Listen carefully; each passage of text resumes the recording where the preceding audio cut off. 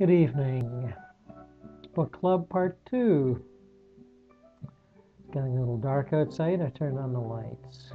Hope you appreciate the lighting. Went to all sorts of trouble to get it right. Got this frustrated film director inside of me, I think.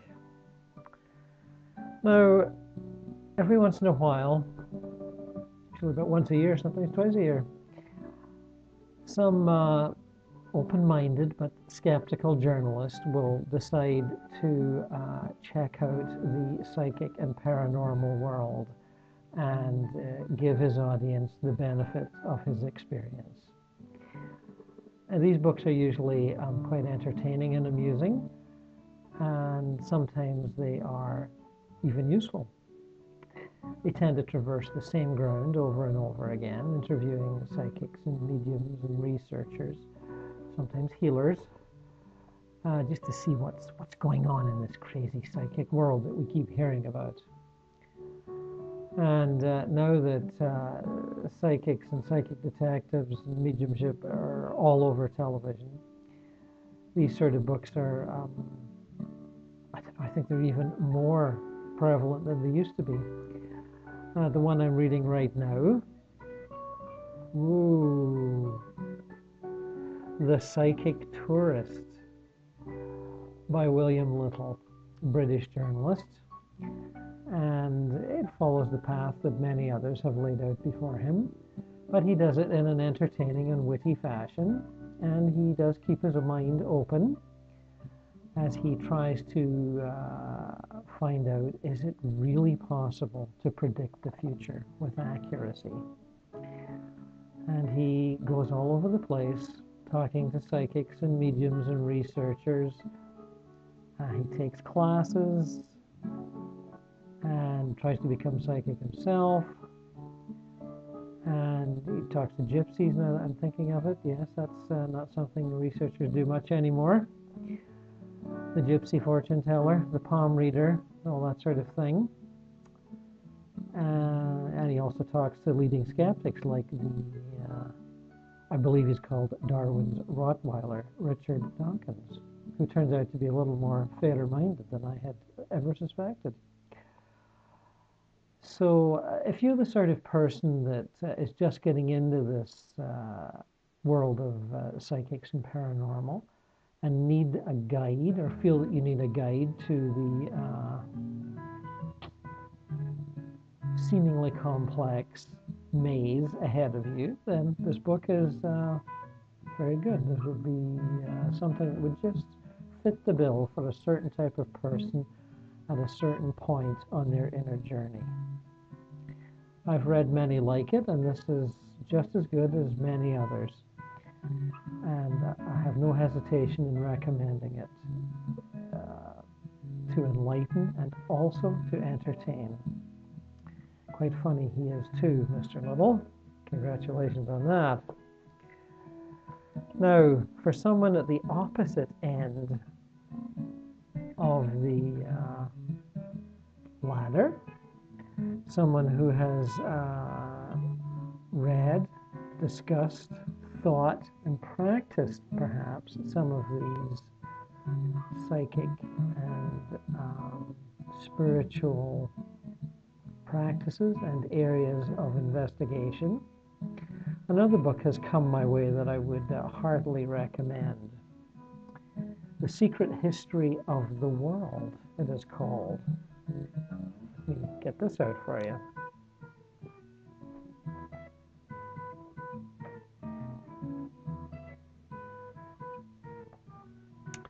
And a very handsome volume it is too.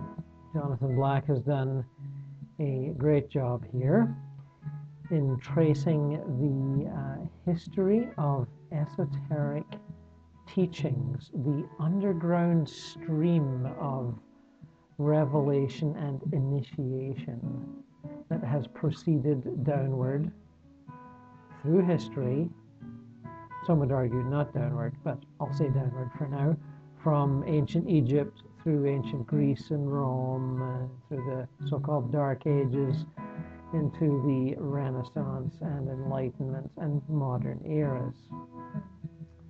He speaks of mystery schools and secret societies and the evolution of consciousness and how it has been guided one way and another through history as we know it, or think we know it.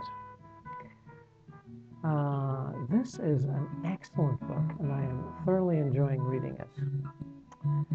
I would recommend it to those of you who wish to delve deeper and find out more than what is on the surface of the psychic, paranormal, and metaphysical fields. It is a powerful tool in growing your own consciousness. And I suspect Mr. Black has spent many years studying and revising his facts and theories. It is extremely well researched, as well researched as anything I've come across in my many years of reading. Let me read you just a couple of paragraphs to show you the texture of the investigation. It is too easy to see the church as the evil repressor of free thought and to romanticize outlawed groups and antinomian schools like the Neoplatonists and the Gnostics. From its early history, the church has numbered among its leaders practitioners of black magic and other initiates who have abused their supernatural powers for selfish ends. But it is equally true, and perhaps more important, to say that from the time of St. Paul and St. Augustine, the greatest church leaders have been initiates of the highest order who have sought to guide humanity according to the divine plan outlined in this book. They knew it was necessary for any understanding of reincarnation to be suppressed in the West. According to the cosmic plan, the West was to be the cradle for the developing sense of the value of an individual human life. Point. On the other hand, the Neoplatonists, though they had continued the work of Pythagoras and Plato, converting into concepts the direct experiences of the spirit worlds, seemed altogether unaware of the great revolution that had taken place there. In their writings, there is no trace of the gospel of universal love that Jesus Christ had introduced.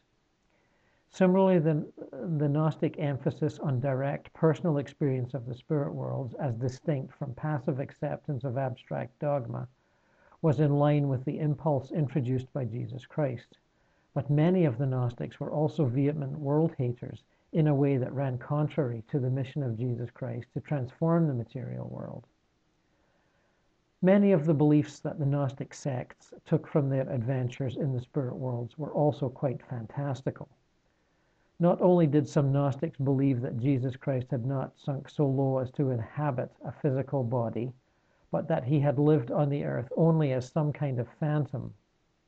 But they also practiced bizarre extremes of mortification and debauchery as a way of disrupting their own despised bodily senses and gaining access to the spirit worlds.